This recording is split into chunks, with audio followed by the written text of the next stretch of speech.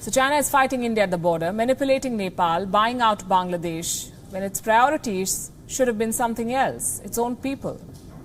There is an extremely severe situation in Beijing. I'm not saying this, China is. These are China's words. The reference is to a second coronavirus wave. This time, the epicenter is Beijing, the capital city with a population of 20 million. Let me give you the details.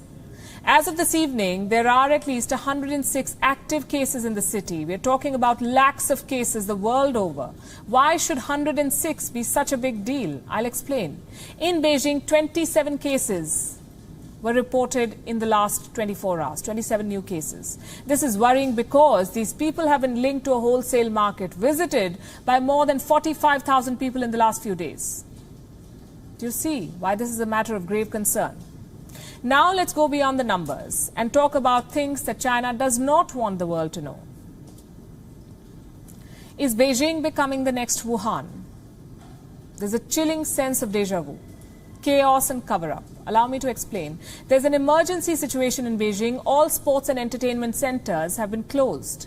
Travel has been curtailed. Residential areas have been sealed off. Schools have been closed. The spokesperson for Beijing has called the situation, quote-unquote, extremely severe.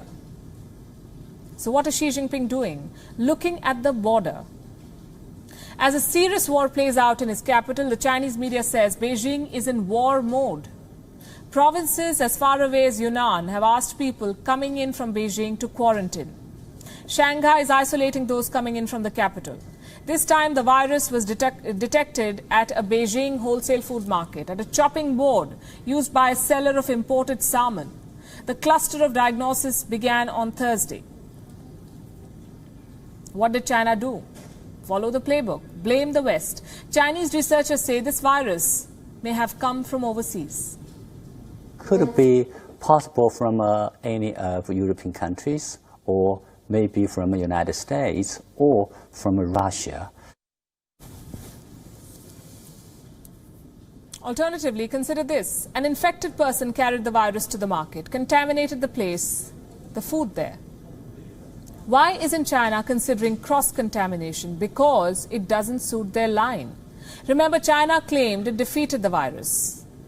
And what is the World Health Organization doing? Exactly what it did the last time, cover up for Beijing. On the 13th of June, the WHO said it is following up on the cluster outbreak. On the 15th, Dr. Tedros said he is investigating the origin of the virus.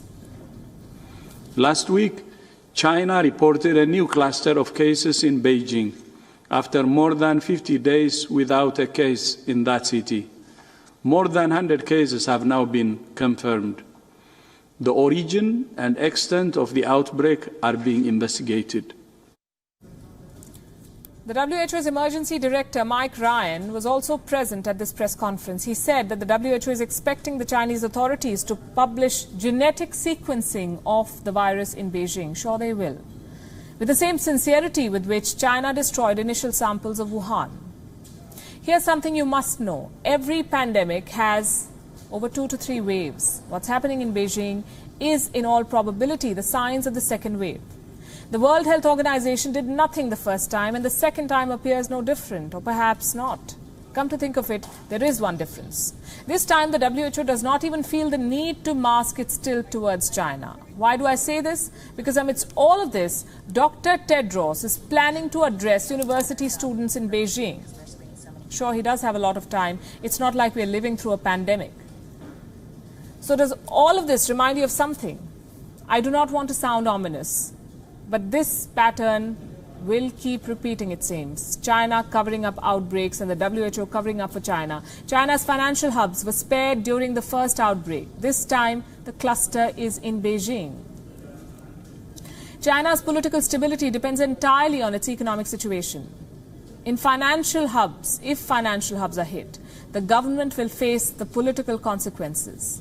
Xi Jinping has enough on his plate and under his carpet. It's time to take a break from crafty diplomacy and address the problems at home.